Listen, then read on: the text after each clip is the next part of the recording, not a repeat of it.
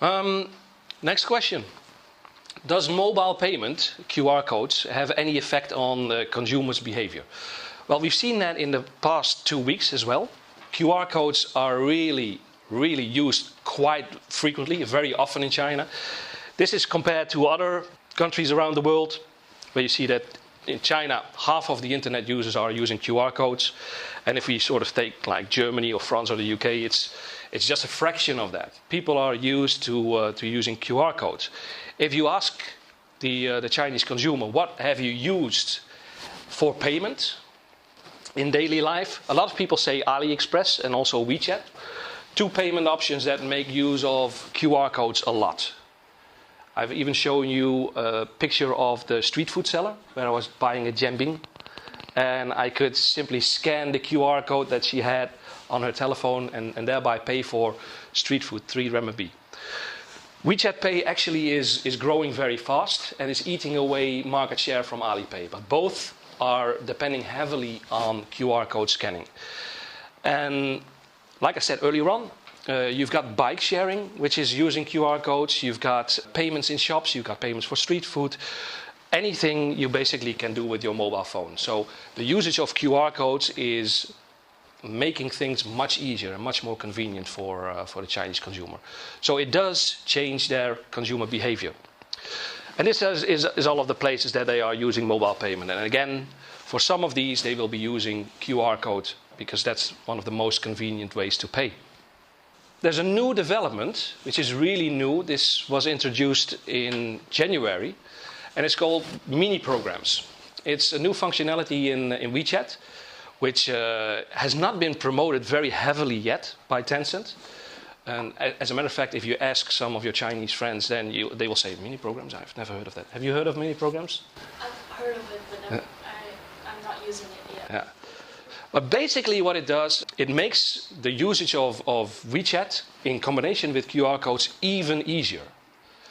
You don't have to, normally you would have to install a public account. You would have to follow a public account of a company. Or you would have to download a separate app. This sort of mini programs does away with the necessity of downloading different apps or having to follow a public account of a brand. You simply scan a QR code and the program installs itself. So these are mini programs for JD.com, e-commerce, McDonald's, Ctrip is a travel agency, online travel agency. I think this is Mobike or Ofo, one of the two. Didi, taxi hailing. I think this is Funda. That's the Q&A program we talked about, where you can sort of ask a question and then pay some money, and then a person can earn money by answering your question. So, and this is, for instance, the mini program of McDonald's, which is all about coupons. So you could basically scan a QR code when you walk into the McDonald's, and then you see all of the coupons, and you can use one of those coupons. So I think that this is really new. It's only been around for 2 months now. But I think this will give another stimulus to the usage of QR codes and integrate it much more in daily life. Yeah. Who's responsible for installing all these platforms or infrastructure for these QR payments in the stores? Yeah. Can you give me an example of the company? For instance, if you go into a supermarket, then you normally pay by barcode. If you press Quick Pay in WeChat, you get a QR code and a barcode. But the supermarkets already have a barcode scanner, so they simply scan the barcode. They use their own... Yeah, they use their existing... So basically what Tencent does is they use something that is already available in the store. As far as if you have like small stores, like pop and mom shops, then it just goes phone to phone. So one person brings up a QR code, this is how you pay me, and the other person scans that QR code, and then the money goes from your WeChat to their WeChat account. So most of the time you don't need a lot of other equipment. So theoretically, is it possible that a company or supermarket here in the Netherlands will allow it? Then you can use, for instance, WeChat to make payment? Yeah, it's already happening. It's already happening. But again, I'll come back to that later. A lot of good questions. And what's the difference between the mini program and an app? And basically, a mini program doesn't require an out of WeChat app. So it's like a very small functionality. Normally an app has more broader functionality. You can do different things with an app. Mini programs are basically do one thing very well, so that's why some companies have multiple mini programs. And you don't have to go into an app store like the Apple Store or Google Play to download an app. You just scan a QR code and the mini program sort of installs itself within WeChat.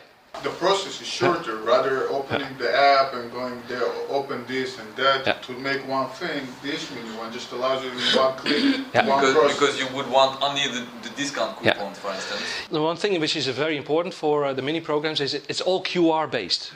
So you don't go searching in the store for it, but you come across a QR code. You scan that QR code, and then you've got the mini program. If you've used it and you're never going to use it again, you just swipe it away. Swipe it away. You could go into a restaurant. There could be a QR code on the table. You scan the QR code, and you got the menu on your phone, and you order what you want from that menu without ever having to call a waitress, for instance. Another very popular way of using mini programs now is if you stand at a bus stop, you can scan a QR code, and it can tell you how long it takes before your bus arrives. So instead of like these boards that we have in the Netherlands, you can do that.